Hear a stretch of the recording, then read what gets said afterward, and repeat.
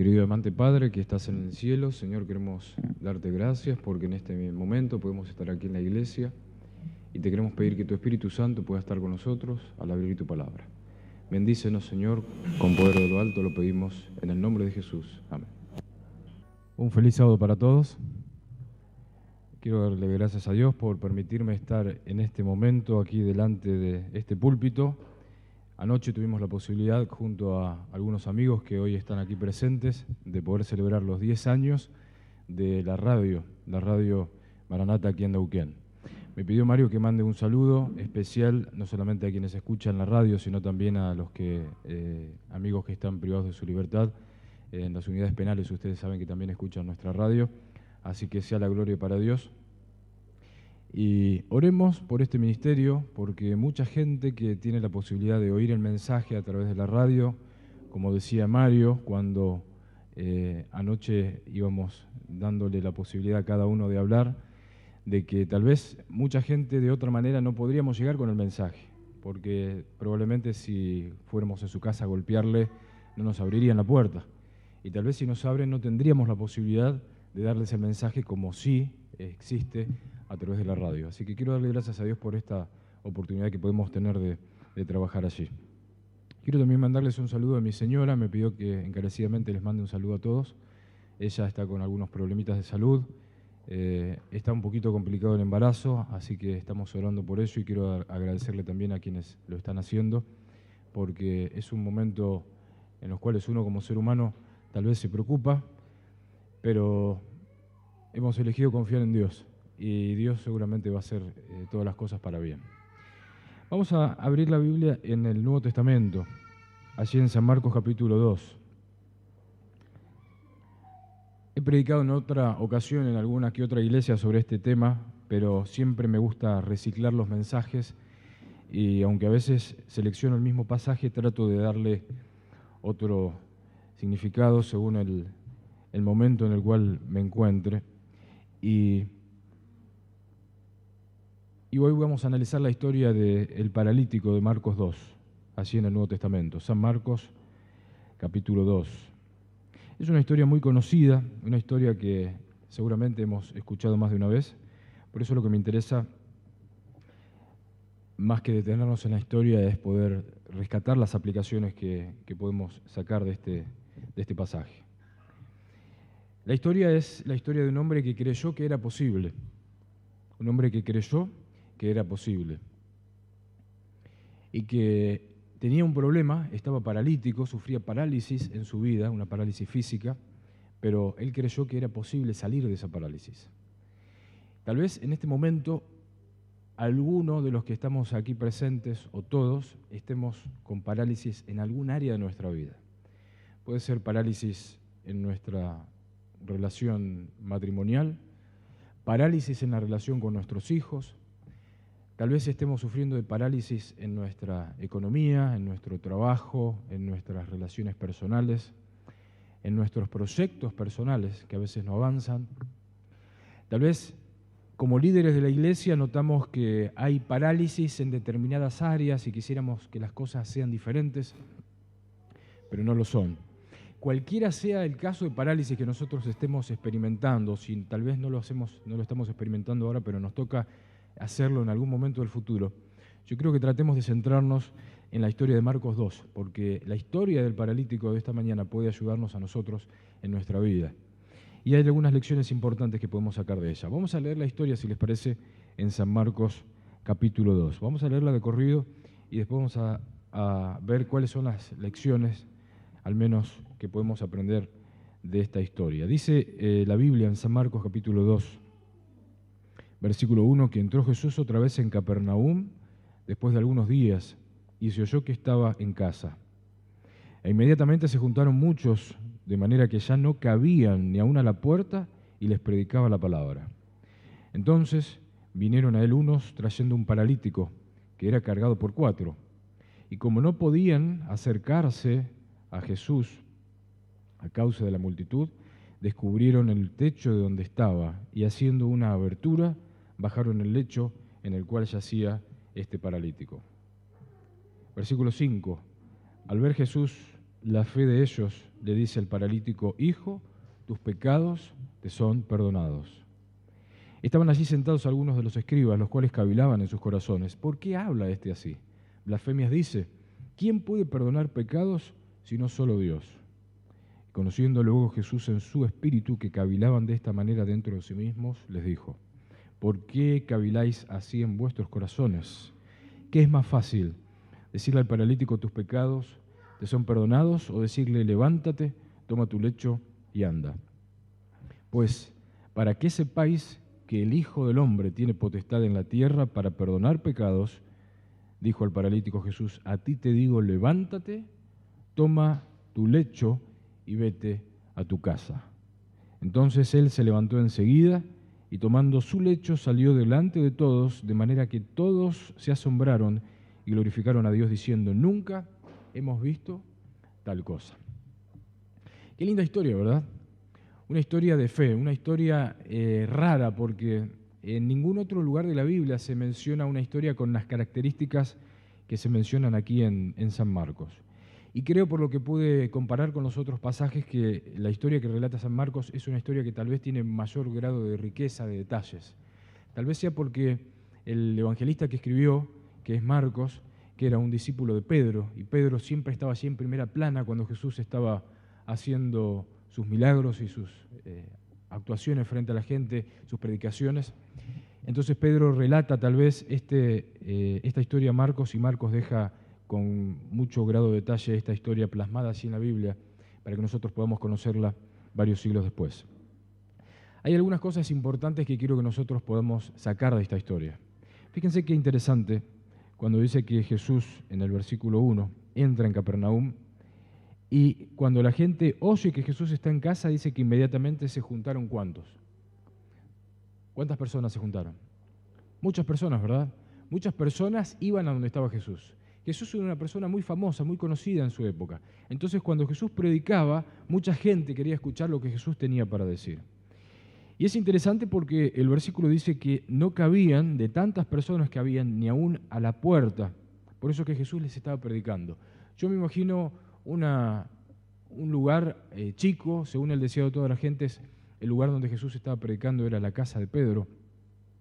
Entonces se acercan, se agolpan las personas y era tal la cantidad de gente que había que tienen que abrir las puertas, las ventanas, y la gente escuchaba por afuera para ver qué era lo que Jesús tenía para decirles. Y allí, cuando estas personas están escuchando la predicación de Jesús, de repente empiezan a notar que empieza a caer algo del techo. Y cuando se giran sus rostros para ver allí en el techo, comienzan a ver que empieza a abrirse el techo. Imagínense ustedes la escena, como si estuviéramos nosotros acá y se empezara a abrir un hueco en el techo. Tal vez no sería tan fácil hoy, ¿no?, con los métodos de construcción que hay, pero en esa época, con las construcciones que había, techos de paja, muy sencillos, era más fácil hacerlo. Pero lo que yo quiero que nosotros tratemos de ver es el por qué el paralítico y sus amigos deciden hacer eso. ¿Cuáles son las lecciones que nosotros podemos aprender de esta historia del paralítico? En primer lugar, la podemos encontrar allí en el versículo 3. Tal vez encontremos más lecciones, pero yo solamente quiero destacar 3. La primera dice que entonces vinieron a él unos trayendo un paralítico. Decía al principio que tal vez en nuestra vida hay algún grado de parálisis. Yo quiero que pensemos si es que en nuestra vida hay algo que esté estancado, hay alguna cosa que no esté funcionando. A veces no funcionan nuestros proyectos personales, porque por más que nos esforzamos, los proyectos no progresan. A veces no prosperan nuestras relaciones en nuestro matrimonio. Por más que nos esforzamos, por más que tratamos de sacar adelante la relación en nuestro matrimonio, no avanza.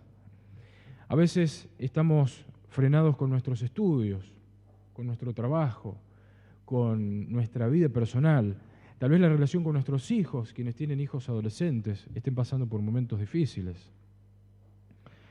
A veces decíamos, en la misma iglesia, hay cosas que quisiéramos que estén mejor y tal vez esas cosas no están tan bien como nosotros quisiéramos que estuvieran.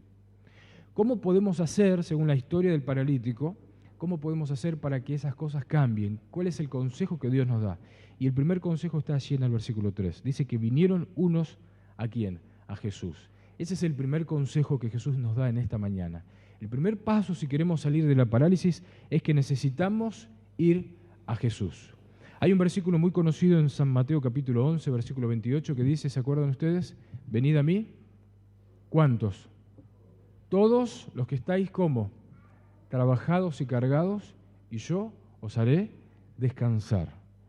Lo primero que nos promete Jesús cuando nosotros vamos a Él es que Él va a darnos paz interior. Y quiero preguntarles, ¿es bueno tener paz? ¿Es bueno poder disfrutar de paz interior? ¿Es bueno poder tener tranquilidad en nuestra vida? Alguien dijo, alguna vez escuché por allí, que tener paz es la riqueza más importante de la cual podemos disfrutar los seres humanos. Porque podemos tener un montón de cosas en nuestra vida, pero si nosotros no tenemos paz dentro de nosotros, de nada vale lo que nosotros podamos tener. Si nosotros no tenemos paz, no vamos a poder disfrutar las cosas que tengamos. Por eso es que es importante que nosotros podamos ir a Jesús. Muchas veces tenemos parálisis en nuestra vida, pero tal vez estamos luchando por nosotros mismos. No sé si les ha pasado alguna vez, de querer luchar, de querer intentar, de querer salir adelante por nuestros propios medios, y resulta que chocamos como contra una pared porque no logramos avanzar porque estamos luchando con nuestras propias fuerzas. El consejo que nos da la Biblia en esta mañana, el consejo que nos da San Marcos, allí en el versículo 3, es que si queremos recuperarnos, sanarnos de esa parálisis, lo primero que tenemos que hacer es, tenemos que ir ¿a quién? Tenemos que ir a Jesús. Ahora hay otra cosa más que Jesús nos promete allí en Mateo 11, 28, porque siempre dice, cuando se comenta, yo he escuchado que dicen, bueno, cuando vamos a Jesús, venid a mí todos y yo os haré descansar. Pero hay algo más de este versículo que casi todos tal vez conozcamos de memoria, en Mateo 11, 28, que no quiero que pierdan Marcos, pero fíjense que es interesante. Vamos a buscarlo, porque hay una segunda faceta que quiero que leamos de este pasaje, así en el versículo 29. No pierdan Marcos, por favor, pero vayamos a Mateo 11. El 28 dice, venid a mí todos los que estáis trabajados y cargados, y yo os haré descansar. Miren lo que dice el versículo 29, que muchas veces lo pasamos por alto. Llevad mi yugo sobre vosotros, ¿y qué más dice? Y aprended, ¿de quién? De mí. Llevad mi yugo sobre vosotros y aprended de mí. Muchas veces vamos a Jesús buscando paz interior. Y está bien que vayamos a Jesús, porque Jesús puede darnos esa paz. Ahora, cuando vamos a Jesús, que es el primer paso que tenemos que dar si queremos salir de la parálisis, cuando vamos a Jesús, lo que Jesús nos promete también es que si nosotros vamos a Él, podemos aprender de Él. Muchas veces en nuestra vida hay parálisis. Ahora, nosotros, para sanarnos de esa parálisis, primero necesitamos tener paz, pero también necesitamos que alguien nos diga cómo hacer para salir de esa parálisis. ¿Están ustedes de acuerdo? Nosotros no podemos quedarnos de brazos cruzados. Está todo muy lindo, vamos a Dios, Dios nos da paz. Ahora nosotros necesitamos un plan de acción, necesitamos hacer algo. Porque si alguien cree que por solamente ir a Jesús y nada más ya se van a resolver los problemas, eso no es lo que nos enseña la Biblia. Si no sería algo místico, ¿vieron? Sería como esa gente que dice, una vuelta me acuerdo que estaba colportando, para quienes no saben lo que es colportar, es esa tarea que hacen los estudiantes generalmente en el verano, llevando libros, vendiendo libros, puerta por puerta en diferentes ciudades del país, para poder juntar plata para pagarse sus estudios, universitarios generalmente. Y me acuerdo que en un lugar estábamos colportando con un grupo de chicos y fuimos a una casa y cuando le mostramos a la señora nos dijo, sí, yo tengo, hablándole acerca de la necesidad de tener una Biblia, además de otros libros que llevamos, la señora nos dijo, sí, yo tengo una Biblia, la tengo allí al lado de la cama, en la mesita de luz. Y es increíble porque la Biblia me trae suerte, me dijo esa señora. Y yo me reía, ¿no? Porque mucha gente cree eso, que la Biblia es como una especie de amuleto, que si nosotros con solo tener al lado de nuestra cama, en nuestra mesa, o a veces algunos la tienen así en el comedor, con solo tenerla se alcanza. Algunas personas se creen que con solo conocer a Jesús ya está todo bien, pero saben que es necesario hacer algo más. Y lo que según el versículo 29 tenemos que hacer es que tenemos que aprender de Jesús. ¿Qué significa aprender de Jesús? Yo no sé si las mujeres o los hombres, yo también lo he hecho alguna vez, han buscado alguna receta alguna vez para hacer alguna cosa que por ahí tenían alguna duda. ¿Lo han hecho alguna vez? ¿Han buscado alguna receta? ¿En algún libro, en internet, en alguna revista, en el diario que a veces tiene los suplementos? ¿Lo han hecho alguna vez? Seguramente, ¿no? ¿Y qué dice la receta? Para que nosotros podamos tener el producto final tal cual lo vemos allí. Paso 1, estos son los ingredientes que tenemos que poner en esta cantidad, ¿verdad? Muy bien, a nadie se le ocurriría poner ingredientes en otra cantidad que no sea la que dice ahí. Paso 2, hay que mezclarlos de esta manera. Inclusive hay recetas tan delicadas que tenemos que mezclarlos en el orden correcto para que la receta salga bien. Y paso 3, hay que ponerlo en el horno o en la heladera o en el freezer tanto tiempo. Cuando nosotros seguimos al pie de la letra esa receta, ¿qué pasa con nuestro producto final? ¿Cómo queda? Queda bien, ¿verdad? Queda lindo, queda agradable. Otra cosa, cuando estamos en nuestra casa y pasan esos chicos repartiéndonos esas revistas, ¿vieron que generalmente reparten los supermercados? ¿Vieron? Y me dicen, bueno, este es el producto, y este producto vale tanto, entonces, ¿qué tengo que hacer yo para tenerlo? Puedo pagarlo de esta y esta otra manera y esta otra manera, está en tal lugar, hay tal cantidad, y está este y este otro color, y vale tanto, y se puede pagar así y de esa otra forma. Todo paso por paso detallado. ¿Vieron? Los seres humanos hoy en día estamos acostumbrados al 1, tal cosa, 2, tal cosa, 3, tal otra cosa. Eso es simplificar la vida, ¿sí? Porque han descubierto los expertos que de esa manera las cosas se hacen más fácil. ¿Saben una cosa? Quiero decirles que Dios también desea darnos a nosotros esa receta para que nosotros podamos aprender a salir de nuestra parálisis. Por eso Jesús nos dice allí, llevad mi yugo sobre vosotros y haced ¿qué cosa? Aprended de mí. Muchas veces yo quiero resolver mis problemas matrimoniales a mi manera. Quiero resolver mis problemas de salud a mi manera. Quiero resolver los problemas económicos que tengo a mi manera, los problemas que tengo en la iglesia a mi manera. Quiero resolver esas parálisis según mi forma de ver las cosas. Pero lo que yo tengo que consultar es la receta que me da ¿quién? Jesús. Tengo que aprender de Jesús. Y quiero que leamos algunos pasajes en la Biblia para ver cómo es que es posible que Dios pueda revelarnos ese plan de acción. Miren, vamos a ir al Antiguo Testamento. Jeremías. Y cuando buscaba este versículo me acordaba de Walter. Jeremías 33. Porque hace un tiempito tuvimos a nivel familiar un inconveniente y me acuerdo que me lo encontré a Walter en la calle, entre comillas de casualidad, pero no hay casualidad, y Walter me recordó este pasaje que yo lo sabía y la verdad que está fabuloso, está muy bueno y quiero compartirlo con ustedes en esta mañana. ¿Por qué tenemos que ir a Jesús?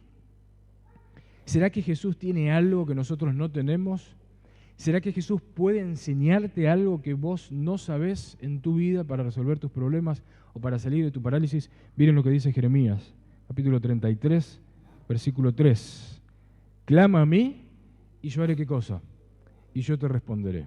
Esa es una promesa, ¿decimos amén?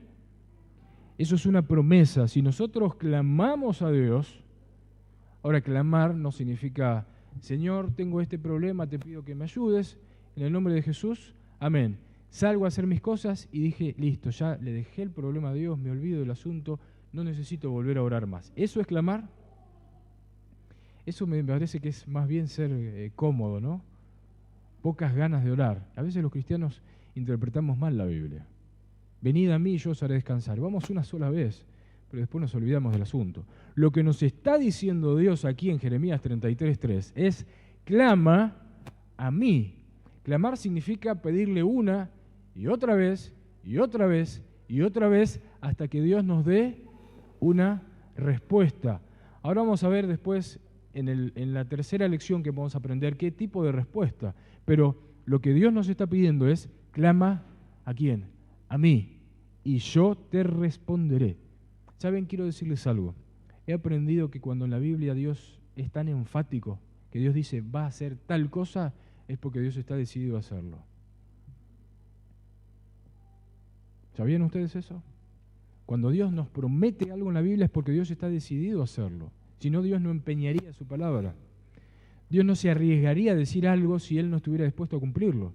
Y lo que nos está prometiendo en Jeremías 33:3 es que clamemos a Él y Él nos va a ¿qué?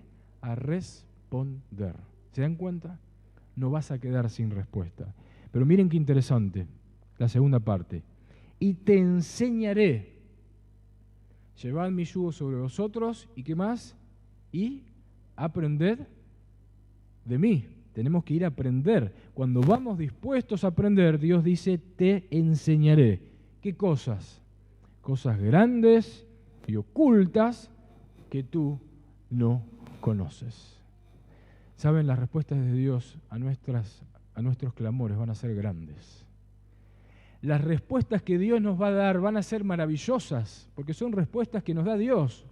Porque para darnos una respuesta chiquita, una solución fácil, para eso estamos nosotros. Ahora, cuando el problema es grande, cuando la parálisis es grande, cuando necesitamos de 4 amigos que nos lleven, porque por nosotros mismos ya no podemos hacer nada más, porque ya estamos liquidados, estamos acabados, estamos terminados, allí es cuando entra la promesa de Dios. Clama a mí y yo te responderé. Y te enseñaré cosas grandes y ¿qué más dice? Cosas ocultas. ¿Quién puede enseñarnos lo oculto? Dios. Lamentablemente hay gente en este mundo que busca las cosas ocultas por otros caminos, ¿sí? Ustedes ya saben cuáles son esos otros caminos. Intentan conocer el futuro, intentan conocer qué es lo que tienen que hacer por otros medios, que no son los correctos. Pero lo que Dios nos está diciendo, estimados hermanos y amigos, es que si nosotros clamamos a Él, Él puede enseñarnos y mostrarnos soluciones que a nosotros jamás se nos podrían ocurrir en nuestra mente. Puedo darle fe de que a veces he estado en situaciones difíciles, en las cuales he tenido que resolver una situación y por más que uno piensa y se exprime el cerebro, no hay solución válida. Y cuando hemos clamado a Dios y cuando he decidido clamar a Dios, así parece la respuesta, tan fácil, tan evidente, pero que para mí estaba oculta a mi conocimiento. Porque el único que nos puede dar esa respuesta, ¿quién es? Es Dios. Vamos a ir a Isaías capítulo 30. Isaías capítulo 30, versículo 21. ¿Cuál es otro de los beneficios de buscar a Dios en vez de buscarnos a nosotros mismos? ¿Qué otra bendición podemos recibir? Isaías 30, 21. ¿Por qué tenemos que recurrir a Dios? Miren lo que dice Isaías capítulo 30, versículo 21. Para aquellas personas que están con parálisis en sus vidas, que no saben qué hacer en ese área que está paralizada tal vez en tu vida en este momento. Isaías 30, 21 te dice, entonces tus oídos oirán a tus espaldas, palabra que diga, este es el camino, andad por él. Qué lindo es saber que Dios puede revelarme el camino. Qué lindo que es saber que Dios puede mostrarme la solución, que yo no sé cuál es la solución que tengo que tomar, pero Dios sí sabe cuál es esa solución que yo tengo que tomar. Ahora, el consejo que me da Dios allí, fíjense qué interesante es. No echéis a mano derecha, ni tampoco torzáis a la mano izquierda. Cuando Dios me da una respuesta, yo tengo que tener el coraje suficiente de poder seguir ese camino que Dios me está indicando. Porque a veces Dios me da la respuesta, pero nosotros intentamos perfeccionarla, ¿no? A lo humano. Entonces yo voy a perfeccionar la idea que Dios me dio. Entonces me corro un poquito para la derecha o un poquito a la izquierda del plan de Dios. Y saben, ese no es el plan de Dios. A veces el plan de Dios es difícil de hacer. Algunos ejemplos en la Biblia de los planes de Dios, que los hijos de Dios se vieron tentados a desviarse. Cuando estuvieron frente al Mar Rojo, ¿se acuerdan? Cuando estuvieron frente al Mar Rojo y venían los egipcios atrás y el Mar Rojo adelante, ¿qué les dijo Dios? Avancen. ¿Qué hubiera querido Dios que hiciera? Que se hubieran muerto los egipcios, ¿verdad? Antes de que ellos tuvieran que avanzar. Sin embargo, Dios les dijo, avancen, y el Mar Rojo se abrió. Cuando estaban frente al río Jordán y tenían que cruzar para conquistar Jericó, ¿qué les dijo Dios? Avancen. Y ellos tuvieron que mojarse, dice la Biblia, hasta casi la rodilla con el agua, para que el agua recién allí se detuviera, ¿se acuerdan del relato? Y recién ahí pudieron cruzar por ese río. Nosotros necesitamos seguir el plan de Dios de manera perfecta. Y quiero leer un versículo más, Salmos 32. Salmos 32, un versículo más sobre este primer punto, Salmos 32, 8. Es uno de mis versículos favoritos. Siempre me acuerdo de esto cuando hay algo que no sé qué hacer. Y voy a Dios y le pido y me acuerdo siempre de este pasaje. Salmos 32:8 nos dice, te haré entender. ¿Y qué más dice? Y te enseñaré el camino en que debes andar. ¿Se dan cuenta? Dios está dispuesto a enseñarte cómo debes salir de esa parálisis. Dios está dispuesto a enseñarte cómo salir de tu problema, cómo salir de tu dificultad, cómo hacer para que ese proyecto que estás queriendo lograr en tu vida pueda ver la luz. Dios está dispuesto a enseñarte eso, pero lo que tenemos que hacer es estar dispuestos a ser enseñados por Jesús. Hay una cita interesante que después más adelante voy a compartir con ustedes, que tiene que ver con cómo debemos nosotros reaccionar frente a los planes de Dios. Vamos a la segunda lección, volvamos a Marcos. El primer punto, ir a Jesús. Jesús está capacitado totalmente para enseñarnos cómo hacer para salir de nuestra parálisis. El segundo punto lo encontramos así en San Marcos capítulo 2, versículo 4. San Marcos 2, 4. La Biblia dice, como no pudieron acercarse a Jesús a causa de la multitud, descubrieron el techo de donde Jesús estaba, hicieron una abertura en el techo y bajaron el lecho en el cual yacía el paralítico. Imagínense ustedes la situación. Llegan los amigos con el paralítico, se enfrentan frente a esa multitud tremenda que rodeaba a Jesús. ¿Qué podría haber hecho cualquier persona frente a una situación así? ¿O qué habríamos tal vez hecho nosotros? ¿O qué hacemos muchas veces nosotros frente a las dificultades? ¿Qué hacemos? Nos damos por vencidos, ¿sí? Nos desanimamos, empezamos a quejarnos contra Dios. ¿Por qué me tiene que pasar esto si yo vengo a la iglesia, yo estudio la Biblia, yo soy líder de la iglesia? ¿No les ha pasado alguna vez? A mí me ha pasado alguna vez en la vida de ponerme a pensar por qué me pasan las cosas que me pasan. Pero uno no tiene que caer en esa conmiseración, en esa lástima, en pensar de esa manera.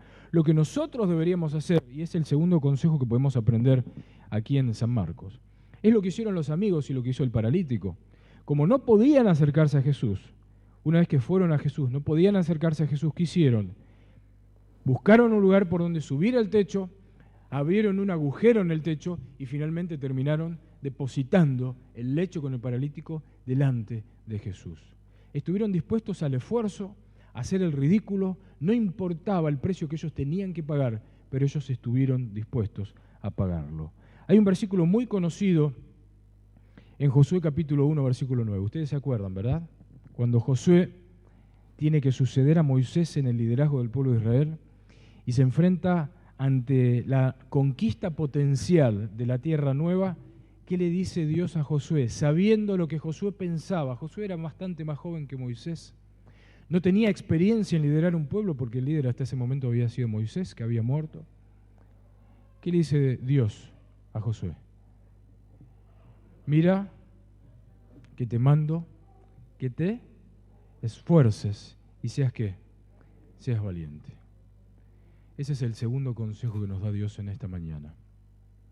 No basta con ir a Jesús y pedirle que Él nos muestre los planes que nosotros tenemos que seguir. Una vez que Dios nos ha dado, disculpen, en casa estamos todos iguales. Una vez que Dios nos ha dado el camino que nosotros tenemos que seguir, a veces ese camino no es fácil, porque como veíamos en el Pro Ibed, ese camino implica tener que no trabajar los sábados. O ese camino implica hacer un sacrificio en mi economía y devolver el diezmo. O ese camino implica que yo me tengo que sentar con mi esposa, dejar de lado el orgullo y empezar a charlar ese problema que yo estoy teniendo para ver cómo resolver esa parálisis. A veces ese esfuerzo implica sentarme con mis hijos, estar dispuesto a que mis hijos estén en contra mía, pero decirles lo que yo creo que tal vez debería haberles dicho a tiempo y no se los pude decir, pero nunca es tarde para decirles las cosas y agarrarlos a tiempo y aconsejarlos en ese momento. Si yo tengo que lograr una buena nota en la universidad, tal vez ese esfuerzo implique tener que dormir menos horas para poder sacar y tratar de estudiar más material de la cuenta. Si estoy trabajando y tengo que cumplir en el trabajo, tal vez implique trabajar desde bien temprano en la mañana hasta altas horas de la noche para poder lograr los objetivos laborales que yo necesito cumplir. Pero si yo pretendo orar a Dios, dejarle el problema a Dios y yo no hacer absolutamente nada, esa no es la receta que Dios nos da. La receta que Dios nos da es la de Josué 1:9. Mira que te mando que te esfuerces y seas valiente. Hace falta coraje para seguir los planes de Dios. Hace falta esfuerzo para seguir los planes de Dios, pero es el camino más seguro. Hay una cita que dice, en la carrera celestial, todos podemos correr y recibir el premio. En esto no hay incertidumbre ni tampoco hay riesgo. ¿Se dan cuenta? ¿Hay algún riesgo cuando seguimos los planes de Dios? No los hay. Manteniendo mis ojos fijos en el premio, podemos correr esa carrera con certidumbre. ¿Saben lo que es certidumbre? Estoy seguro. No cabe duda de que el premio va a llegar. Manteniendo los ojos fijos en el premio, podemos correr esa carrera con certidumbre, sabiendo, esto lo dice Elena de Guay en el libro En los lugares celestiales, sabiendo que si hacemos lo mejor que podamos, ¿escucharon bien? Si hacemos lo mejor que podamos, alcanzaremos el premio con seguridad. ¿Amén? ¿Tenemos que esforzarnos o no? Hay que esforzarse. A veces no se sale de una parálisis sin esfuerzo. No basta con que vayamos a Jesús, que pongamos el problema delante de Jesús y le pidamos que Él nos ayude. Él está dispuesto, ese es el primer paso. El segundo paso que tenemos que dar es esforzarnos. Tenemos que empezar a caminar, tenemos que empezar a transpirar, tenemos que mojarnos los pies en el agua. Tenemos que dejar de lado nuestro orgullo a veces para resolver el problema. Tenemos que aceptar pagar el precio, porque ese es el precio que Dios nos está pidiendo que paguemos, la unión de lo divino con lo humano. Y hay una tercera cosa que tenemos que hacer. En San Marcos 2, versículo 5, está la tercera cosa, y es muy evidente. Versículo 5 dice que cuando los amigos fueron a Jesús, una vez que fueron a Jesús, estuvieron dispuestos a pagar el precio. Dice que Jesús, versículo 5, vio algo de ellos. ¿Y eso qué era? Era la fe. Ese es el tercer paso, estimados amigos y hermanos, que tenemos que nosotros dar. Ir a Jesús, estar dispuestos a pagar el precio. Pero una vez que hemos ido a Jesús y una vez que estamos dispuestos a pagar el precio, tenemos que tener fe. Vamos a ir a Hebreos, capítulo 11. Quiero que analicemos un par de facetas de la fe. Hebreos capítulo 11, versículo 1. Vamos a analizar dos facetas de la fe. Hebreos capítulo 11, versículo 1. ¿Qué es la fe? Según la Biblia, Hebreos 11:1 dice después la fe, ¿qué cosa? La certeza. ¿Qué es la certeza? Como leíamos recién, ¿no? La seguridad, la convicción de lo que no se ve. Es pues la fe, la certeza de lo que se espera, la convicción de lo que no se ve. Esa es una de las facetas de la fe.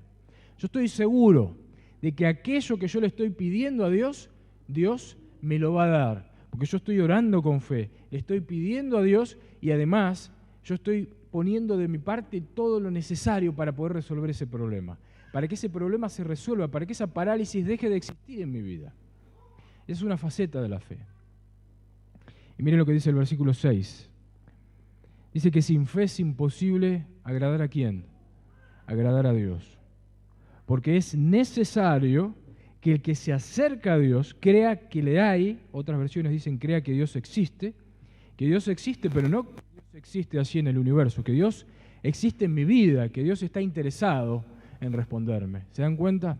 A veces nosotros oramos, vamos a Dios y pensamos, ¿será que Dios quiere responderme esta oración?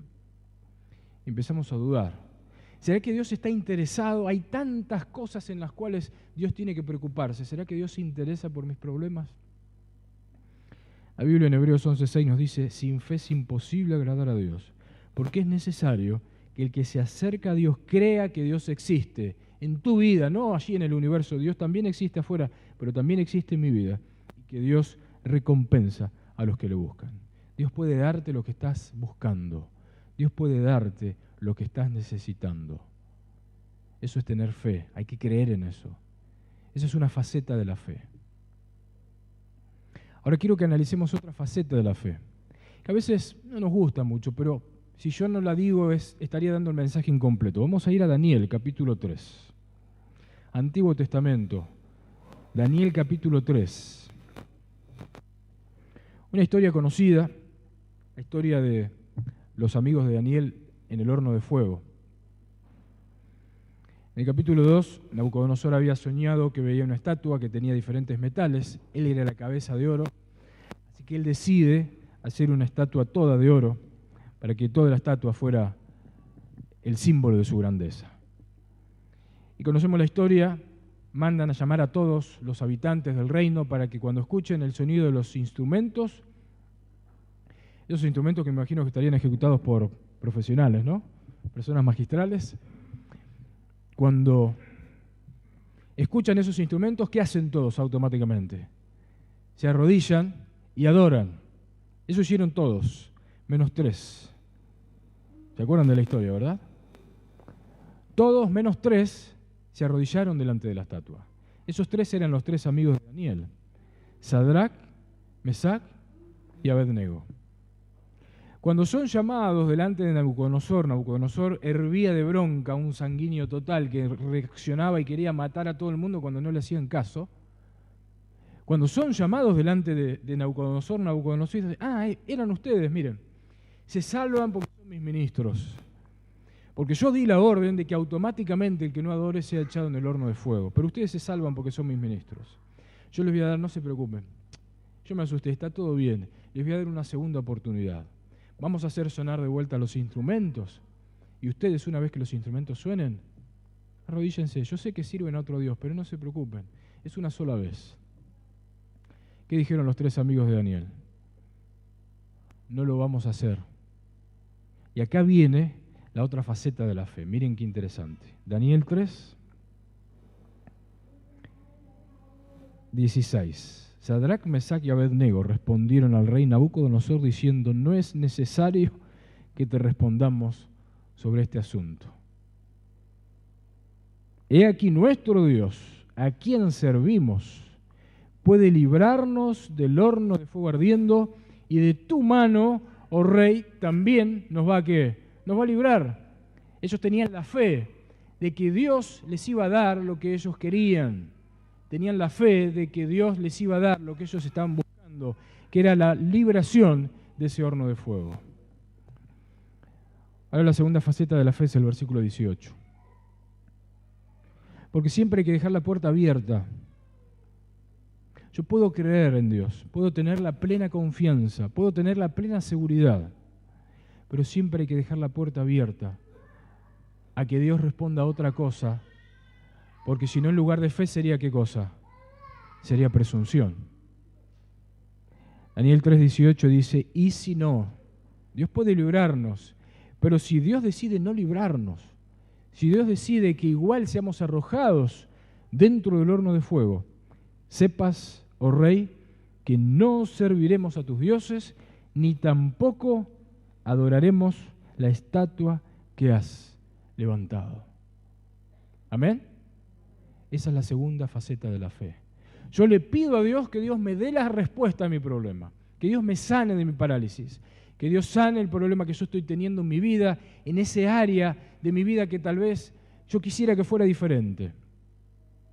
Yo estoy convencido, estoy totalmente seguro de que Dios me va a dar esa respuesta, porque yo estoy orando con fe. La iglesia está orando con fe. Estamos haciendo cadena de oración con fe. Dios me va a dar la respuesta. Yo tengo que tener y tengo el deber, porque sin fe es imposible agradar a ¿quién? Agradar a Dios. No puedo dudar de que Dios me va a dar la respuesta que yo estoy buscando. Pero, si Dios decide no darme esa respuesta que yo le estoy pidiendo, ¿qué dijeron los amigos de Daniel? Tampoco adoraremos tu estatua. Lo que estaban diciendo los amigos de Daniel, estimados amigos y hermanos, es que aunque Dios no nos dé lo que nosotros estamos buscando, aún así vamos a seguir confiando en el cuidado y la protección de Dios. ¿Amén?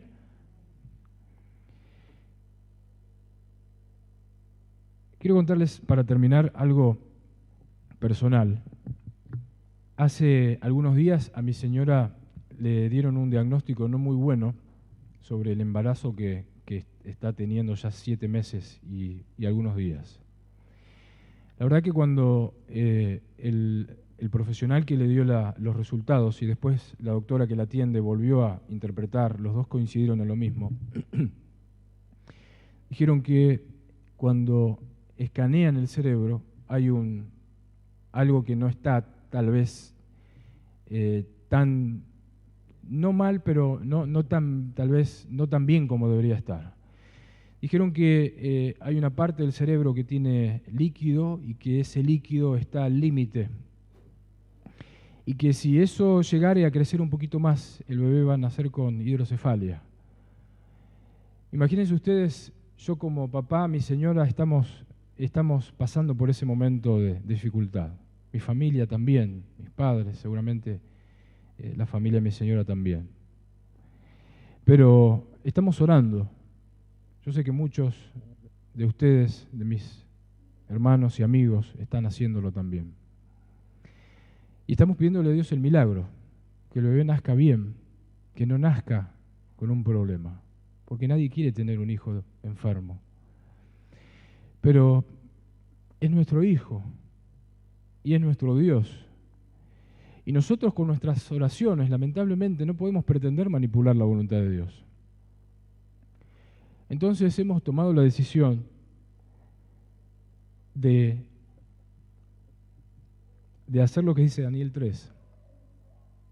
Si Dios no nos responde, tampoco vamos a adorar la estatua, tampoco vamos a sentirnos mal con Dios o a dejar de tener fe en Dios. Porque sería muy lindo si nosotros orásemos y Dios siempre nos diera lo que nosotros le pedimos. Así cualquiera tendría fe. Pero hemos decidido, y ojalá quiero transmitirles desde mi humilde lugar con esta cosa que les estoy diciendo, tratar de transmitirles que a veces las cosas no son como uno quiere, pero aún así no debemos dejar de confiar en Dios. Quiero leer una cita para terminar y que ojalá que pueda ayudarnos a nosotros si estamos atravesando un problema o una dificultad. No creas que estás solo. No creas que tenés que luchar solo. Dios puede ayudarte. Hay amigos que también pueden ayudarte. Yo le agradezco a Dios de formar parte de esta iglesia. Y le agradezco a Dios de que tengamos esta herramienta tan útil que es la oración. Porque sin oración nosotros no sé qué sería de nosotros como cristianos en este mundo. Dice esta cita y termino con esto: nunca tendrás éxito en elevarte a ti mismo, a menos que tu voluntad esté del lado de Jesús, colaborando con el Espíritu Santo. No pienses que no puedes. La posibilidad está, a veces los problemas están allí golpeando a nuestra puerta, pero no pienses que no puedes. Sino di, yo puedo y lo haré. Porque Dios ha prometido su Espíritu para ayudarte en todo esfuerzo decidido. ¿Amén? No sé cuál problema, tal vez si estás atravesando alguno, puedes estar teniendo en tu vida. Lo que sí sé es que Dios puede ayudarte en cualquier problema y en cualquier dificultad a salir adelante. Vayamos a Jesús, esforcémonos, hagamos lo mejor que esté de nuestra parte y tengamos fe. Dios va a encargarse del resultado. Amén.